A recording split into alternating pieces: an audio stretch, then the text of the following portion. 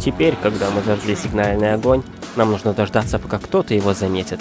И это время отлично подходит для того, чтобы поохотиться. Поэтому я отправился собрать ресурсы для того, чтобы построить охотничью станцию. А еще и пожарил кролика, которого поймал в прошлой части. Добывая для станции мягкое дерево и ветки, я был настолько неосторожен, что упал вот с этого утеса. При падении повредил свою ногу, но, к счастью, у меня при себе была шина. Впредь надо быть осторожнее. Но столяр на верстаке создал доски из мягкого дерева, они нужны мне для станции. Собрав все необходимое, пошел искать подходящее место для того, чтобы поставить верстак. Имеющихся материалов хватило на одну ловушку. Теперь нужно разместить ее возле кроличьей норы. Отправился к маркеру и оказался возле своего костра. Здесь, оказывается, очень много кроличьих нор. Разместил ловушку в том месте, куда указывал маркер, и, конечно же, добавил в нее морковку для приманки. После установки ловушки получил задание поохотиться на кролика вручную. Вручную, Карл! Я в волка копьем еле попадаю, как я в кролика камнем, блять, попаду. Для начала решил попробовать убить кролика копьем, но он показал мне фокус. Фокус с исчезновением, но без шляпы. Решил пока отправиться домой посушить одежду, но неудачно спрыгнул с уступа и снова повредил себе ногу. К счастью, у меня было достаточно материалов, чтобы сделать шину. Дома высушил одежду и улучшил куртку. Отправился проверить ловушку, но она оказалась пуста. Заметил вдали кролика, достал копье, выждал подходящий момент и бросился в атаку. И, зверски напал на светлу. Взял камни и отправился искать новых кроликов. Подобрался к кролику поближе, прицелился и... промахнулся. Вот зато в ловушку кролик таки попался. Правда, добыча опять не отобразилась, но она была. Заменил нож для снятия шкур на более крутой. Теперь могу снимать шкуры с кроликов. Убить кролика вручную мне так и не удалось, но теперь это уже и не нужно. А нужна мне теперь маленькая сушилка для шкур. Поставил сушиться имеющиеся у меня кроличьи шкуры. А пока шкуры сохнут, собрал урожай со своего огородика. И сделал еще одну ловушку для кроликов. Когда шкурка высохла, получил задание на создание предмета из кусков меха. Для этого мне нужен продвинутый станок. Отправился собирать материалы для него. Много времени это не заняло, и теперь у меня есть продвинутый ткацкий станок. Однако, чтобы что-то создать, мне нужно было еще несколько шкур кролика. Поставил ловушку. Вернулся домой и лег поспать. Снова пришлось выбрать психологическую травму. Однако заметил, что та, которую я выбирал до этого, не активна, да и ее действия я тоже не ощущал.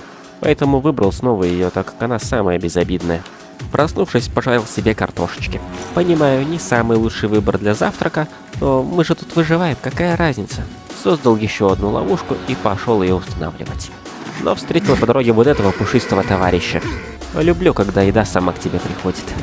В нашу прошлую ловушку попался кролик. Забрали с него все необходимое и поставили новую ловушку.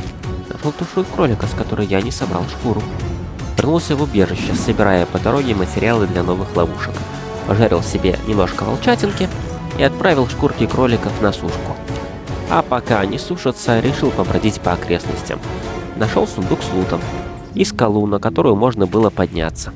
Правда, наверху ничего не оказалось. Я думал, здесь будет что-то спрятано. Вернулся в убежище. Одна из шкур уже высохла, вторая еще сушится.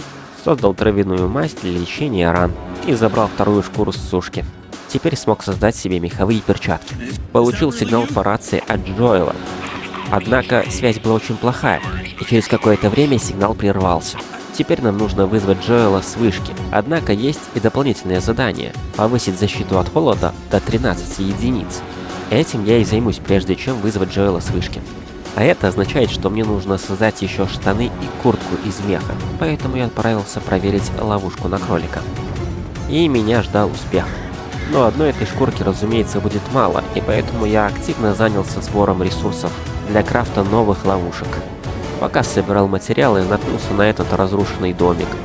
Забрал отсюда все, что может принести мне пользу, и отправился собирать материалы для ловушек дальше. И вот, наконец-то, впервые почувствовал на себе эффект своей психологической травмы. А именно, ухудшение зрения на короткое время после использования инстинкта охотника.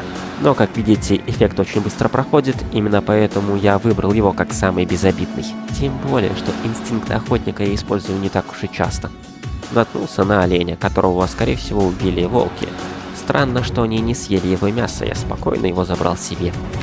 Начался дождь, и моя одежда промокла, поэтому я отправился в убежище. Повешал одежду на сушку и лег спать. Однако долго поспать не удалось, так как я замерз, потому что спал без одежды. Так что, поев и надев на себя высушенную одежду, я лег спать еще раз. Проснувшись, создал клей-стик для того, чтобы сделать ловушки. Хватило на создание 2 ловушек. Собранных шкурок хватает на то, чтобы сделать штаны, однако теперь не хватает клея-стик. Я ведь потратил весь клей на создание ловушек. Поставил еще ловушки.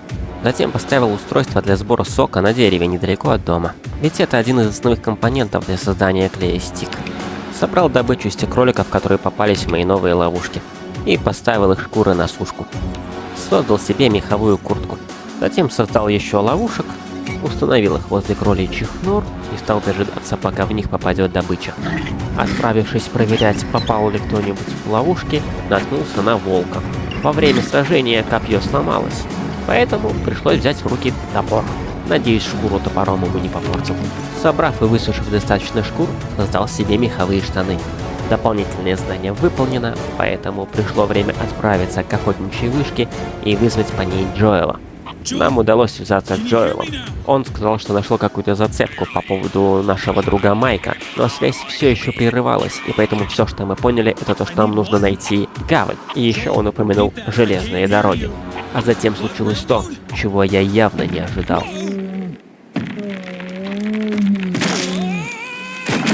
Что было дальше, смотрите в следующей части.